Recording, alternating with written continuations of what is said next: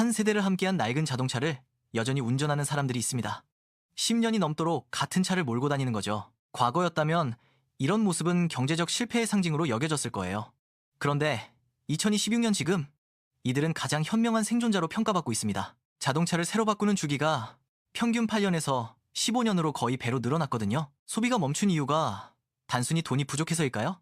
아니에요. 가만히 있어도 빠져나가는 고정 지출이 수입을 넘어서 버렸기 때문이에요. 외식부터 가전제품, 자동차, 여행, 그리고 주거까지 중산층이 꽉 쥐어버린 5개의 지갑 속 이야기를 지금부터 낱낱이 들여다보겠습니다. 자동차 교체 주기 15년. 이 통계는 단순한 숫자가 아니에요. 중산층의 삶이 얼마나 달라졌는지를 보여주는 거울이거든요. 불과 10년 전만 해도 상황이 완전히 달랐어요. 새 차를 뽑는 건 성실하게 살아온 자신에게 주는 선물이었죠. 5년 정도 운전하다가 더 나은 차종으로 갈아타는 게 지극히 자연스러운 흐름이었고요. 그런데 어느 순간부터 그 흐름이 멈춰버렸어요. 처음엔 조금만 더 타자고 생각했는데 그 조금이 1년이 되고 3년이 되더니 이젠 10년이 훌쩍 넘어도 바꿀 생각조차 안 하게 된 거예요. 이상하지 않나요? 경제는 성장했다고 하고 기술은 엄청나게 발전했는데 왜 사람들은 거꾸로 소비를 멈춘 걸까요? 답은 생각보다 단순해요. 열심히 일해도 제자리 걸음인데 나가는 돈만 끊임없이 늘어났기 때문이에요. 월급은 10년 전과 별반 다르지 않아요. 그런데 아파트 관리비는 올랐죠. 통신비도 올랐고요. 보험료, 교육비, 식재료값까지 전부 다 올랐어요. 매달 자동으로 빠져나가는 고정 지출이 월급의 절반을 훌쩍 넘는 가정이 부지기수예요. 이런 상황에서 새 차를 사겠다고 결심할 수 있을까요? 여행을 가겠다고 계획할 수 있을까요? 외식을 하겠다고 나설 수 있을까요? 할 수 없어요. 아니, 해서는 안 되는 거죠. 한 번의 충동적인 지출이 가계부 전체를 뒤흔들어 버릴 수 있는 시대가 되어버렸어요. 그래서 사람들은 멈췄어요. 이건 단순히 가난해진 게 아니에요. 불합리한 경제 시스템에 대한 중산층의 조용한 반란이에요. 누가 시킨 것도 아닌데 수백만 명이 동시에 똑같은 선택을 했어요. 지갑을 굳게 닫고 욕망을 접고 버티기로 한 거예요. 경제학자들은 이 현상을 소비심리 위축이라고 표현해요. 하지만 정작 당사자들 얘기를 들어보면 전혀 다른 이야기가 나와요. 위축된 게 아니라 각성한 거예요. 더 이상 이 게임의 룰대로 살아서는 안 되겠다는 걸 깨달은 거죠. 10년 전만 해도 열심히 일하면 집을 장만할 수 있었어요. 차도 바꿀 수 있었고요. 1년에 한 번쯤은 해외여행도 갈 수 있었죠. 그게 중산층의 표준적인 삶이었어요. 그런데 지금은 그 기본조차 사치가 되어버렸어요. 문제는 이게 일시적인 현상이 아니라는 거예요. 물가는 계속해서 오르고 있고요. 금리도 쉽사리 내려가지 않아요. 부동산은 오히려 더 치솟았고요. 이런 상황에서 소비를 늘리라고요. 그건 생존을 포기하라는 말과 다름없어요. 그래서 중산층은 선택했어요.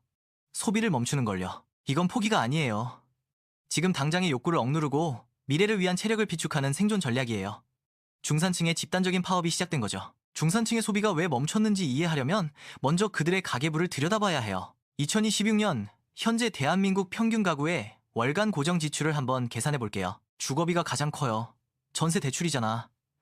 월세로 평균 80만 원에서 150만 원이 빠져나가요. 여기에 관리비 20만 원, 통신비 15만 원, 보험료 30만 원, 자동차 유지비 25만 원, 교육비 50만 원을 더하면요. 이것만 합쳐도 220만 원에서 290만 원이 돼요. 아직 밥도 안 먹었고 옷도 안 샀고 어디 놀러도 안 갔는데 말이죠. 쌓인 가구 기준 월 식비는 평균 100만 원을 가뿐히 넘어요. 10년 전만 해도 70만 원이면 충분했거든요. 삼겹살 100끼 2일 영원하던 시절이 있었어요. 지금은 이 500원이에요. 2배 반이 뛴 거죠. 김밥 한 줄이 이 500원 하던 때도 있었는데 지금은 700원을 훌쩍 넘어섰어요. 2020 본연 한 해에만 5.7%가 올랐다고 해요. 이렇게 고정비와 식비만 합쳐도 월 350만 원에서 400만 원이 나가요. 그런데 대한민국 쌓인 가구 기준 중위소득이 얼마인지 아세요? 2025년 기준 약 569만 원이에요. 중위소득이란 전체 가구를 소득순으로 줄 세웠을 때 정확히 중간에 있는 가구의 소득을 말하는 거예요. 고정비만 내고 나면 200만 원 정도 남는 셈이에요. 여기서 경조사비, 의료비, 예상치 못한 지출을 빼면 진짜 남는 돈은 얼마 안 돼요. 이런 구조에서 저축은 사치예요. 투자는 꿈 같은 이야기고요. 하물며 새 차를 사거나 여행을 간다는 건 상상조차 어려운 일이 되었어요. 더 심각한 문제가 있어요. 이 고정비들이 매년 올라간다는 거예요. 2024년 한 해 동안만 봐도 전기요금이 인상됐고요. 가스요금도 뛰었어요. 건강보험료도 상승했고요. 대중교통 요금까지 올랐죠. 하나하나는 작은 인상처럼 보이지만 다 합치면 월 10만 원에서 20만 원이 추가로 나가는 거예요. 반면 월급은 어떨까요? 최저임금 인상률을 보면 2024년 대비 2025년은 1.7% 올랐어요. 월 35, 0원 정도죠. 고정비 인상분의 절반도 안 되는 거예요. 열심히 일해서 월급이 조금 올랐는데 나가는 돈이 훨씬 더 많이 늘어난 거예요. 이것이 바로 소득과 지출의 디커플링이에요. 디커플링이란 원래 함께 움직여야 할 두 가지가 따로따로 놀게 되는 현상을 뜻해요. 소득은 천천히 기어오르는데 지출은 빠르게 치솟아요. 이 격차가 벌어질수록 중산층의 삶은 팍팍해지는 거죠. 10년 전만 해도 월급의 30%는 저축할 수 있었어요. 지금은 10%도 벅차요. 아니, 많은 가정이 마이너스예요. 신용카드 할부로 이번 달을 넘기고 다음 달 월급으로 할부금을 갚는 악순환에 빠져 있어요. 이런 상황에서 소비를 줄이는 건 당연한 선택이에요. 줄이지 않으면 버틸 수가 없으니까요. 중산층이 지갑을 닫은 건 의지가 약해서가 아니에요.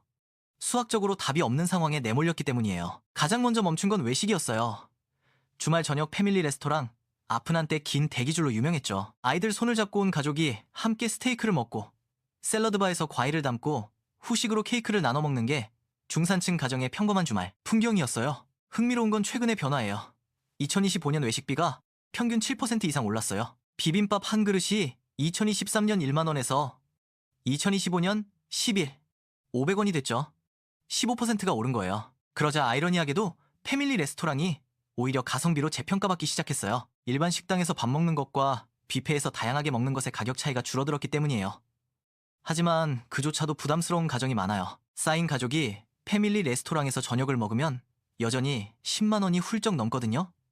10만 원이면 일주일치 장을 볼 수 있는 돈이에요. 한 끼 외식비로 일주일 식재료를 살 수 있다면 어떤 선택을 하시겠어요? 대부분의 가정이 집밥을 선택해요. 그런데 여기서 중요한 건 사람들의 심리 변화예요. 과거에는 외식을 포기하면 무언가를 빼앗긴 느낌이 들었어요. 가족에게 미안한 마음이 들었고요. 하지만 지금은 달라요. 외식을 안 하는 게 오히려 현명한 선택이라는 인식이 퍼진 거예요. 마트의 냉동식품 코너를 보면 알 수 있어요. 냉동 삼겹살, 냉동 갈비, 냉동 새우가 불티나게 팔려요. 밀키트 시장은 매년 성장하고 있고요. 밀키트란 요리에 필요한 재료와 양념이 한 세트로 포장된 제품이에요. 에어프라이어 하나면 집에서도 바삭한 치킨을 만들 수 있어요. 유튜브에는 식당 수준의 요리를 집에서 만드는 레시피가 넘쳐나고요. 사람들은 이제 외식을 포기한 게 아니라 외식을 대체한 거예요. 10만 원짜리 외식 대신 3만 원짜리 집밥 파티를 여는 거죠. 아이들은 오히려 더 좋아해요. 직접 고기를 굽고 직접 음식을 만드는 과정 자체가 놀이가 되니까요. 물론 이 이면에는 처절함이 있어요. 퇴근 후 지친 몸을 이끌고 요리를 하는 건 분명 노동이거든요. 설거지도 해야 하고요. 장도 봐야 하고요. 예전 같으면 그냥 밖에서 사 먹었을 일이에요. 하지만 이제는 그 노동을 자처해요. 몇만 원을 아끼기 위해서요. 이것이 생존형 집밥의 실체예요. 맛있는 걸 먹고 싶은 욕구는 여전해요. 하지만 그 욕구를 충족시키는 방식이 바뀐 거죠. 밖에서 돈을 쓰는 대신 집에서 시간과 노력을 쓰는 거예요. 현금을 지키기 위한 가장의 눈물겨운 선택이죠. 외식비 상승은 비단 우리나라만의 이야기가 아니에요. 일본도 1990년대법을 붕괴 이후 비슷한 현상을 겪었거든요. 외식 시장이 급격히 위축되고 편의점 도시락과 가정, 간편식 시장이 폭발적으로 성장했죠. 외식이 멈추자 그 다음 차례가 찾아왔어요. 바로 여행이에요. 1년에 한 번 해외여행. 이건 한때 중산층의 당연한 연례 행사였어요. 열심히 일한 나에게 주는 선물이었고 아이들에게 넓은 세상을 보여주는 기회였으며 가족의 추억을 만드는 시간이었죠. 해외여행은 그런 의미를 가지고 있었어요. 2023년까지만 해도 인천공항은 인산이네였어요. 코로나가 끝나고 그동안 못 갔던 여행을 한꺼번에 가려는 수요가 폭발했거든요. 보복 소비라고 불렸죠. 보복 소비란 억눌렸던 소비 욕구가 한꺼번에 터져나오는 현상을 말해요. 일본, 동남아, 유럽 할 것 없이 비행기표가 동났어요. 여행사들은 특수를 누렸고요. 그런데 2024년부터 분위기가 달라졌어요. 2025년, 2026년이 되면서 그 변화는 더 뚜렷해졌고요.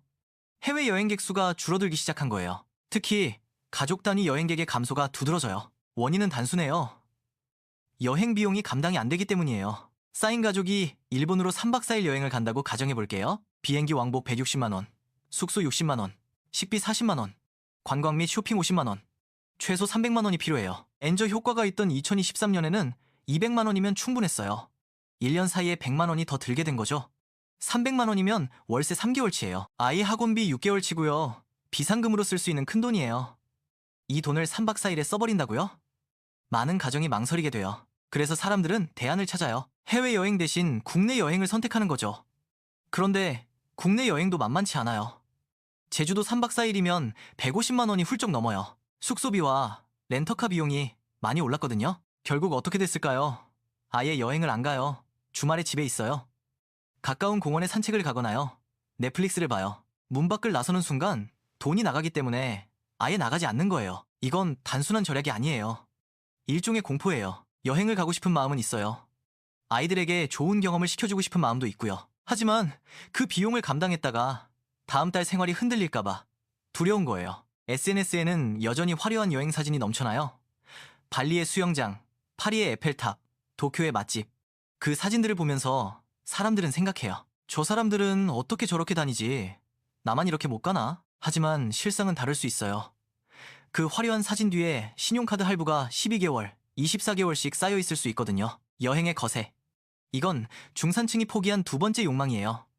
거세란 원래 있던 걸 잘라내는 걸 의미해요. 여행이라는 즐거움이 경제적 압박 앞에서 잘려나간 거예요. TV가 고장났어요.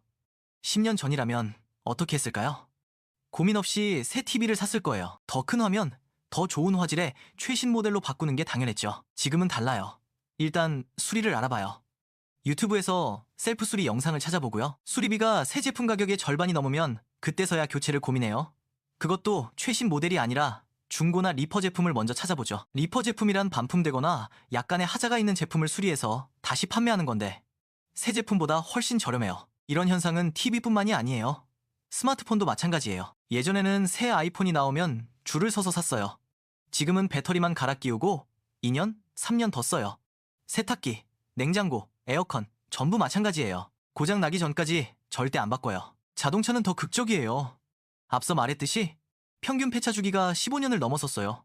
15년이면 아이가 태어나서 중학생이 될 때까지의 시간이에요. 그동안 같은 차를 타는 거죠. 왜 이렇게 됐을까요? 새 걸 살 여유가 없기 때문이기도 하지만 심리적인 변화도 커요. 예전에는 희망이 있었어요. 지금은 중고차를 타지만 열심히 모으면 3년 후에는 새 차를 살 수 있어. 지금은 작은 TV지만 돈을 모아서 나중에 큰 TV로 바꿔야지. 이런 희망이 소비를 정당화해줬어요. 지금은 그 희망이 사라졌어요. 3년을 모아봤자 집값은 더 올라있을 거예요. 물가도 올라있을 거고요. 내 구매력은 오히려 줄어들어 있을 거예요. 그렇다면 지금 가진 걸 최대한 오래 쓰는 게 합리적이죠.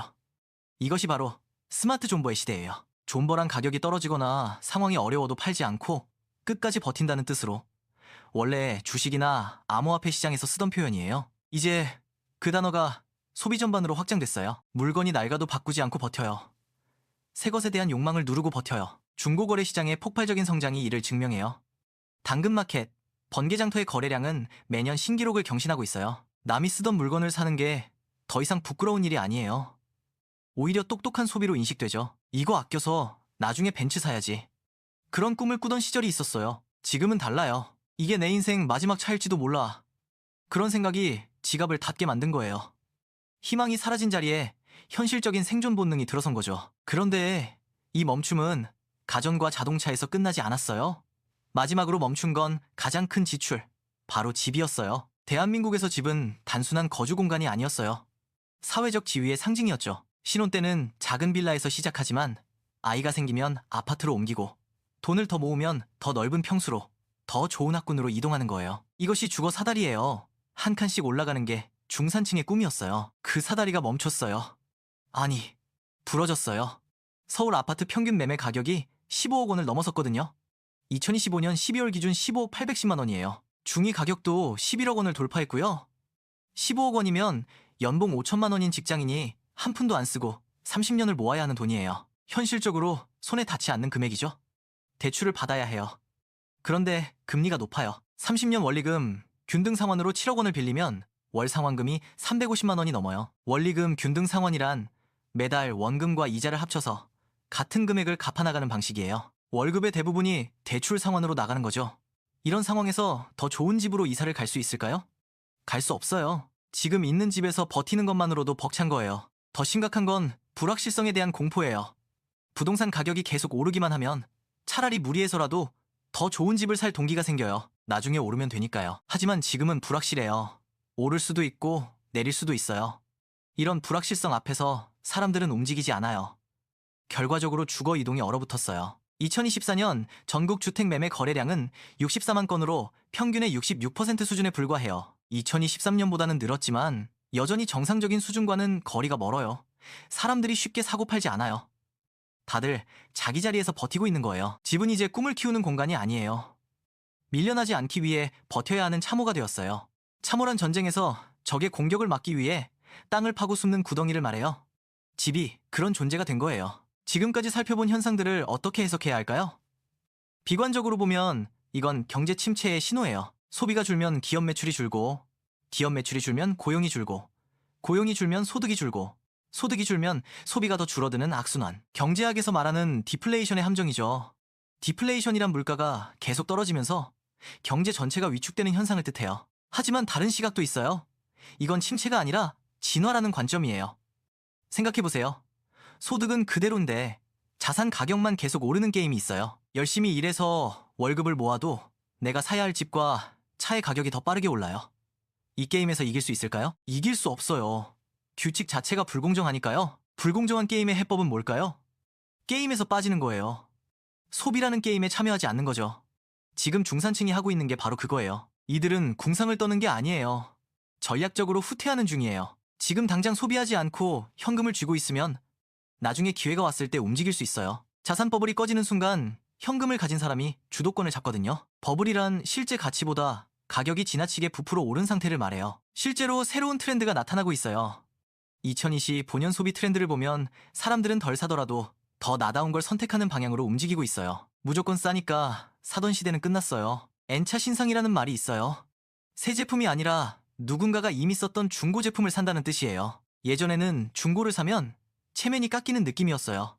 지금은 달라요. 새 차를 사는 순간 20% 감가상각이 발생해요. 감가상각이란 물건의 가치가 시간이 지나면서 떨어지는 걸 말해요. 새 차를 사자마자 그 가치의 20%가 사라지는 거예요. 그 손실을 남에게 넘기고 나는 실속을 챙긴다. 이게 더 현명한 소비라는 인식이 퍼진 거죠. 무지출 챌린지도 진화했어요. 예전의 무지출은 그냥 안 쓰는 거였어요. 지금의 무지출은 달라요. 아낀 돈으로 미국 주식을 사요. ETF를 적립해요. ETF란 여러 종목을 한꺼번에 담은 펀드 상품으로 적은 돈으로도 분산 투자가 가능한 거예요. 소비를 투자로 전환하는 거죠. 이것이 2026년형 신중산층의 모습이에요. 겉으로 보기에는 수수해 보일 수 있어요. 15년 된 차를 타고 해외여행은커녕 국내 여행도 안 가고 외식도 안 해요. 하지만 그들의 통장에는 현금이 쌓이고 있어요. 주식 계좌에는 자산이 늘어나고 있고요. 지금 지갑을 닫은 당신은 궁상 맞은 게 아니에요. 자산 버블이 꺼지는 시기를 대비해서 총알을 장전하고 있는 중이에요. 그렇다면 이 선택은 부끄러워할 일이 아니에요. 오히려 자랑스러워해야 할 일이죠. 15년 된 차, 10년 된 소파, 한 번도 바꾸지 않은 냉장고. 이것들을 보면서 부끄러워하셨나요? 가족에게 미안하셨나요? 아이들에게 더 좋은 걸 해주지 못해서 자책하셨나요? 그 마음 충분히 이해해요. 하지만 오늘부터는 다르게 생각하셨으면 좋겠어요. SNS를 보면 화려한 소비가 넘쳐나요. 오마카세 인증샷, 명품백 언박싱, 해외여행 브이로그. 오마카세란 주방장에게 음식을 맡기는 고급 일식 코스 요리로 한 끼에 수십만 원이 들어요. 그런 영상을 보면서 기가 죽을 수 있어요. 나만 이렇게 못 사나 싶을 수 있죠. 하지만 그 화려함의 이면을 아세요? 신용카드 할부, 마이너스 통장, 빚으로 쌓은 모래성일 수 있어요. 반면 지금 묵묵히 지갑을 닫고 버티는 당신은 달라요. 빚이 없어요. 매달 조금씩이라도 저축을 하고 있고요. 비상금이 쌓여가고 있어요. 언제 터질지 모르는 경제 위기 앞에서 당신은 준비된 사람이에요. 아이들에게 새 차를 못 보여줘서 미안해하지 마세요. 넓은 집으로 이사를 못 가서 미안해하지 마시고요. 당신은 지금 거친 경제의 파도 속에서 가족이라는 배가 뒤집히지 않도록 닻을 내리고 버티는 선장이에요. 숨만 쉬어도 돈이 나가는 세상이에요. 그 세상에서 평범함을 지키는 건 기적이에요. 매달 월급으로 생활하고 빚 없이 살고 가족을 부양하는 것, 이것만으로도 충분히 대단한 일이에요. 남들과 비교하지 마세요. SNS의 화려함에 흔들리지 마시고요.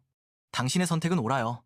지금 타고 있는 15년 된 차를 자랑스러워하세요. 집에 있는 낡은 소파를 자랑스러워하시고요. 그것들이 당신의 노후를 지켜줄 방패예요.